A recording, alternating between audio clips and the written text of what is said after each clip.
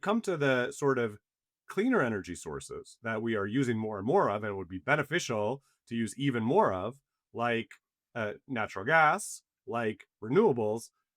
They're very limited in how they can be transported and stored. And so, basically, if you're talking about natural gas, if you're sending it overland, you're talking about the steel pipelines could be multi-billion dollars, very expensive. If you're talking about electricity from renewable energy or geothermal, many of these new sources that we'd like to develop more of, again, the only method for transporting it is a multi-billion dollar power line. And so, as a result, um, the focus of energy law has changed a lot from the days when energy meant oil and coal. And the basic challenge with energy was, could you get these out of the ground affordably? Nowadays, we're talking about a lot. When we're talking about energy, we're talking about natural gas, we're talking about renewables. And with those sources, that natural gas is often very cheap or even free at the wells where it's produced.